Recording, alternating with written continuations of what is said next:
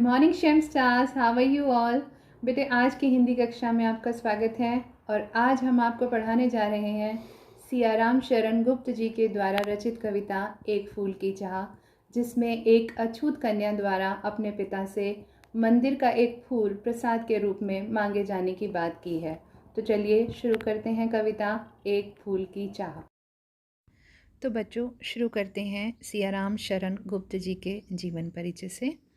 तो बच्चों सियाराम शरण गुप्त जी का जन्म 4 सितंबर 1895 को झांसी के निकट चिरगांव में हुआ था। आप हिंदी साहित्य के प्रमुख राष्ट्रकवि रहे हैं और राष्ट्रकवि मैथिली शरण गुप्त जी के छोटे भाई थे। सियाराम शरण गुप्त की रचनाओं में उनके व्यक्तित्व की सरलता, विनयशीलता, सात्विकता और करुणा सर्वत्र दिखाई देती है। तो चलिए बच्चों आप शुरू करते हैं इनके द्वारा लिखी गई कविता एक फूल की चाह। तो बच्चों कवि कहते हैं इस कविता में कि एक गांव में महामारी फैली हुई है और जिसके चलते गांव में बहुत से लोग मर रहे हैं। और ऐसे में क्या होता है, उद्वेलित कर अश्रु राशियाँ, हृदय चिताएं धधका कर, महामारी प्रचंड हो फैल रही थी इधर उधर। क्षीण कंठ मृतवत्साओं का करुण रुदन दुर्दांत नितांत, भरे हुए था निज कृष्णव में हाहाकार अपार अशांत। तो बेटे वहाँ पे क्या था, महामारी फैली हुई थी, लोग मर रहे थे। जैसे अभी आप देखो हमारे यहाँ कोरोना के चलते कितने लोग मर रहे हैं और एक बार में कितने लोगों का संस्कार करना पड़ रहा है। तो कुछ ऐसा ही दृश्य था। और क्षीण कंठ मृतवत्साओं का, मृतवत्सा बेटे वो माँ होती है जिसके बच्चे मर चुके होते हैं। तो जो माँओं से उनके बच्चे छिन गए हैं उन माँओं का रो रो कर बुरा हाल हो रहा था और पूरे गांव में हर तरफ हाहाकार मचा हुआ था क्योंकि महामारी से लोगों की मृत्यु हो रही थी।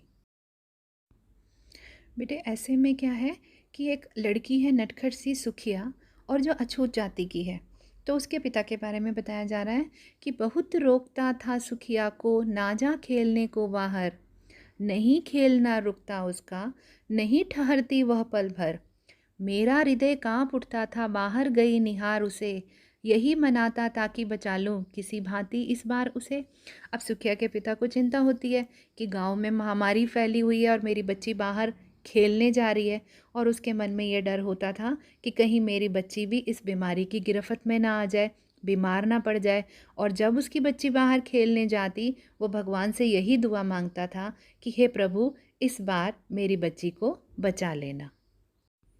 तो बेटे क्या होता है, अब सुखिया के पिता के मन में जो डर था कि भीतर जो डर रहा छिपाए हाय वही बाहर आया, एक दिवस सुखिया के तन को ताप तप्त मैंने पाया, ज्वर से विह्वल हो बोली वो क्या जानूं किस डर से डर, मुझको देवी के प्रसाद का एक फूल ही दो लाकर।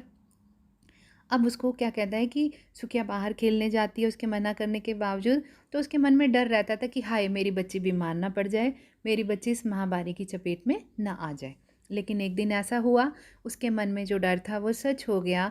और क्या देखा उसने कि उसकी बेटी का शरीर जो था ताप तप्त यानी बुखार से तपने लगा। ज्वर से विह्वल, ज्वर मतलब बुखार, तो बुखार में रोते रोते वो क्या बोली अपने पिता से कि पता नहीं पिताजी मुझे किस बात का डर लग रहा है, आप ऐसा करो मुझे देवी माँ के प्रसाद का एक फूल ला कर दे दो जिसको पाकर मैं स्वस्थ हो जाऊंगी। तो बेटे इस प्रकार से उस बीमार बच्ची ने अपने पिता से माता के चरणों का एक फूल प्रसाद के रूप में प्राप्त करने की इच्छा जाहिर की। तो बच्चों इतनी कविता को पढ़ें और समझें, और इस कविता का जो शेष भाग है मैं आपको अगली कक्षा में पढ़ाऊंगी। बच्चों एक बहुत लंबी कविता है जिसको हमें कई चैप्टर्स में कई लेसन्स में पढ़ना पड़ेगा। तो तब तक के लिए आप इस कविता को समझो।